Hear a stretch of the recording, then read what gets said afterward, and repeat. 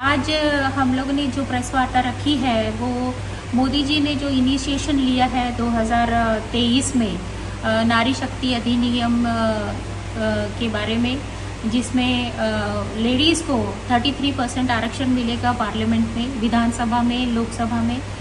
तो इस विषय में हम लोग ने आज प्रेस कॉन्फ्रेंस रखा है और आप देख सकते हैं कि महिलाओं को मोदी जी ने इतना इम्पोर्टेंस दिया है क्योंकि वो समझते हैं कि महिलाएं हर क्षेत्र में एक्सेल करती है, हर क्षेत्र में आगे बढ़ती है।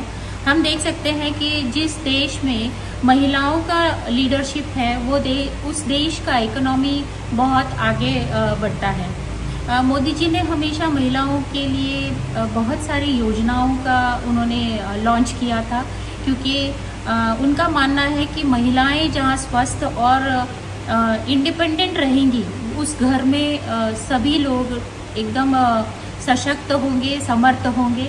तो ये जो अधिनियम हमारे पास होने वाला है, इसके समर्थन के लिए हम लोग काफ़ी कार्यक्रम कर रहे हैं और महिलाएं बहुत ही खुश हैं, क्योंकि सिर्फ कहने से नहीं होता है कि महिलाओं को सशक्त करना चाहिए। महिलाओं को सचमुच में अगर डिसीजन मेकिंग का आप मौका देंगे तो हम देख सकते हैं कि हमारा देश, हमारा क्षेत्र कितना आगे बढ़ सकता है। तो इसी श्रृंखला में अब फाइनली 2023 में जो बिल पास किया गया था, बिल रखा गया था, उसका अभी 2-3 दिनों में ही वो बिल पास हो जाएगा और पूरे देश में महिलाएं बहुत ही खुश हैं।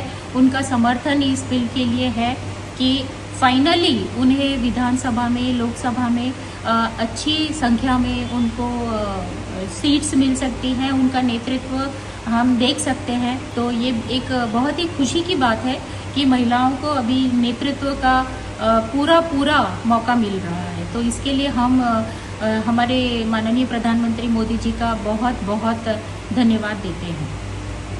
सशक्तिकरण आज सचमुच ही बहुत ही जरूरत है और ये आवश्यकता क्यों पड़ी, क्योंकि जैसे हमारे समाज को या हमारे घर परिवार को चलाने के लिए एक नारी ही एक ऐसी शक्ति है कि जिनके पास सारी शक्तियां समाई हुई हैं। वो कुछ शक्तियां कुछ सालों पहले वो लुप्त हो चुकी थी।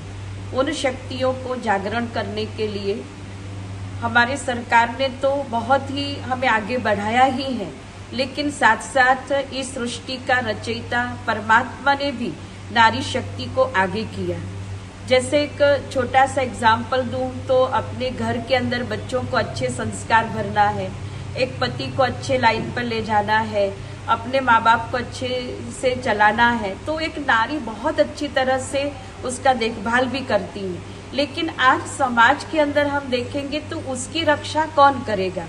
तो उसकी रक्षा के लिए भी देश ने, हमारे प्रधानमंत्री जी ने एक बहुत अच्छी तरह से एक सुरक्षा दल भी बनाया और बहुत अच्छी तरह से उनको आगे ले जाने के लिए और एक अच्छी दिशा उसको मिले, उसके लिए एक ये प्रोग्राम का आयोजन भी किया गया हुआ है।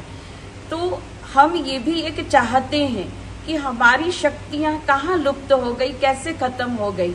तो कुछ शक्तियों को हम सभी ने ही अपने संस्कारों को अच्छी तरह से डेवलप न करने के कारण भी वो शक्तियों को लुप्त कर दिया। तो उसको सशक्त करना है। तो हम सशक्त कैसे कर सकेंगे? जब हम खुद जागेंगे, जब अपने आप को जागृत करेंगे, तो जरूर से हम उसको आगे ले जा सकेंगे। और साथ साथ हमें हमारे मोदी जी भी इसको आगे ले जाने के लिए बहुत सारे युक्तियां बता रहे हैं, बहुत सारे प्रोग्राम्स बना रहे हैं, बहुत सारे कारोबार रख रहे हैं ताकि उस नारियों को आगे ले जा सके। और जब नारी ही एक अच्छी तरह से चलेगी तो नारी स्वर्ग का द्वार खोल सकती है। नारी को ही एक अच्छी दिशा मिल गई तो वही ये संसार को, इस दुनिया को एक अच्छी दिशा दे करके आगे ले जा सकेगी। वंदन अधिनियम 2026, इसका पहले शुरुआत हुआ था सितंबर 2023 में, जब ये 33% रिजर्वेशन औरतों के लिए पारित किया गया था। लेकिन कोई भी चीज़ जब संसद से पारित होती है तो कानून नहीं बनती, उसको कानून बनने की एक प्रक्रिया रहती है। तो ये प्रक्रिया के अंदर अभी 3 चीज़ें सरकार दोबारा बदलने वाली है। इसके ऊपर अभी 16 से 18 अप्रैल में संसद में काफ़ी डिबेट होगा और उसके बाद में ये 3 कानून लाए जाएंगे। वो 3 ये है कि 131 कॉन्स्टिट्यूशन अमेंडमेंट बिल, जिसमें दिल्ली के कॉन्स्टिट्यूशन को भी इसमें जोड़ा जाएगा, दिल्ली के सभा राज्यसभा को भी इसमें जोड़ा जाएगा। दूसरा है जो डिलिमिटेशन बिल, जो संसद में लोकसभा में सीटें बढ़ रही हैं वो भी, और तीसरा है separate legislation covering UTs and assemblies. तो ये पूरे भारत के हर विभाग को ये 33% रिजर्वेशन के अंदर जोड़ा जाएगा।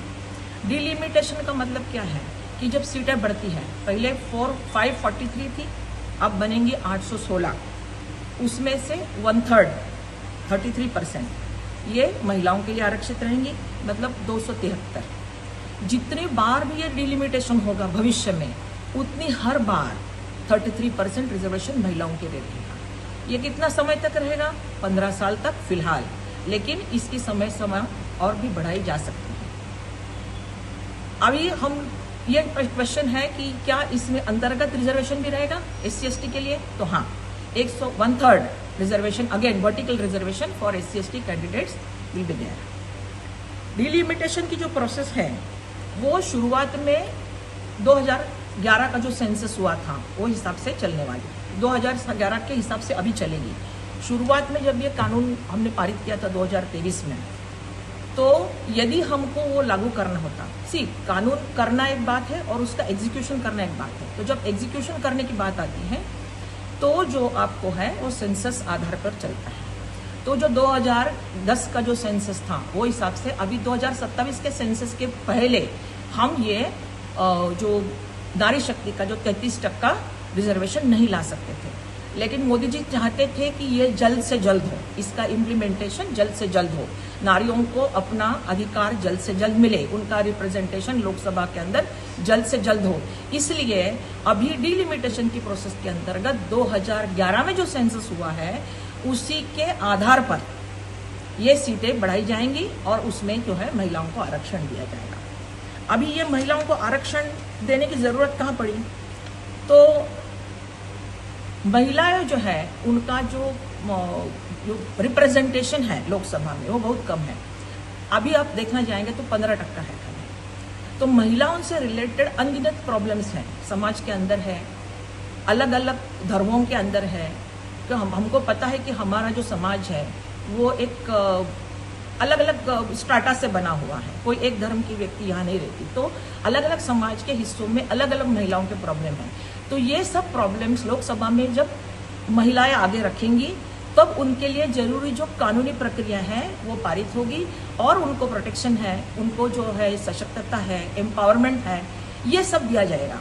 तो जब महिलाएं ही वहाँ नहीं रहेंगी तो ये सब कौन करेगा? तो इसलिए 33% आरक्षण बहुत जरूरी है। फिलहाल जो 15% है वो बढ़ के 33% तक जाएगा। तो करीब करीब डबल महिलाएं हम अगले लोकसभा में 2029 में देखने को मिलेंगी। ये कब से चालू होगा? 31 मार्च 2029। उसके बाद जो लोकसभा के इलेक्शन आएंगे उसमें 33% आरक्षण के हिसाब से ही लोकसभा में महिलाएं प्रवेश करेंगी।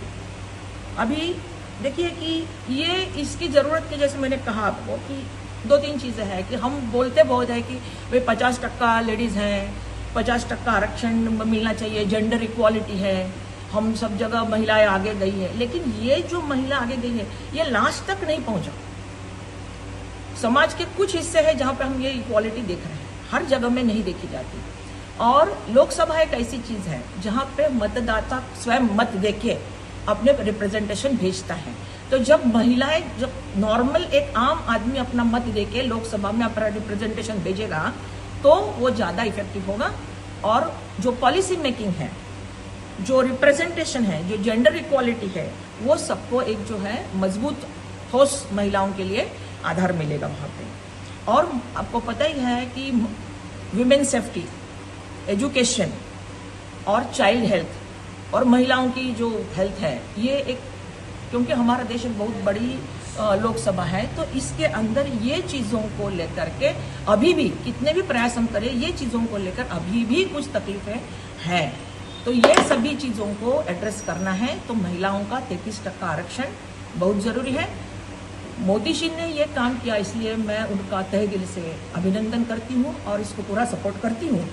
और हम यदि देखते हैं तो अब देखिए कि भारत का जो पॉपुलेशन था अभी फिलहाल वो 1.46 से 1.47 बिलियंस है।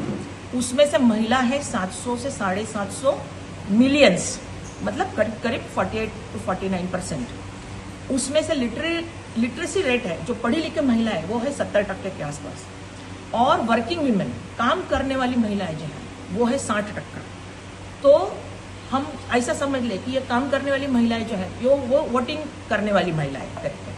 तो 60% जो भारत की महिलाओं का जो नंबर है, तो उसमें से 60% महिलाएं जो वोट कर रही हैं, उनका जो पूरा 33% रिप्रेजेंटेशन वहाँ जाएगा, तो महिलाओं के लिए बहुत अच्छे कानून बनेंगे, महिलाओं के लिए और भी सशक्त व्यवस्थाएं, स्कीम्स जो सरकार ऑलरेडी लेके आ रही है, लेकिन और भी उसमें जो है चेंजेस पॉजिटिव फॉर लेडीज देखने को मिलेंगे। और भारत जो है एक दुनिया के लिए एक मिसाल बन जाएगा कि जहां जो है महिलाओं को इस प्रकार से लोकसभा में आरक्षण दिया जा रहा है।